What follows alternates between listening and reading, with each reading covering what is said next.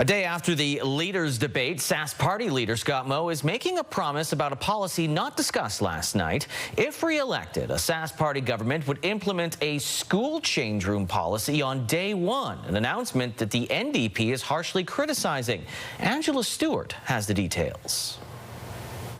Surrounded by a room full of party supporters and candidates, Sask Party leader Scott Moe plans to get right to business with another new policy for schools if his party forms the next government. Biological boys will not be in the change room with biological girls. If we are re-elected, this would be the first order of business. Moe says he has recently heard concerns about gender and school change rooms. The Saskatchewan Party confirms it has received phone calls and heard complaints, speaking to voters on the doorstep. Moe says the directive would come from the Minister of Education. I would hope that the school divisions maybe would act and we wouldn't be required to do it. Again, these schools are operated by the school divisions, the administration that is there, and elected school boards, and we would think that many of them have policies in place in this space already.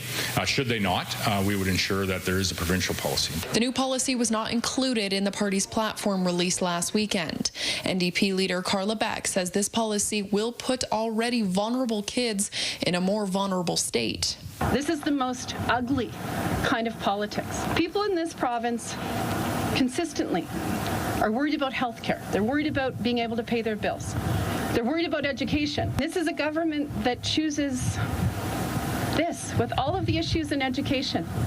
The Saskatchewan Teachers Federation says Moe's plan is just an opportunity for political gain. They've been in government for 17 years, and if they haven't been listening and hearing people about the issues in public education, that's a significant concern. They should recognize that public education is in a crisis, and there are some significant issues that need to be addressed.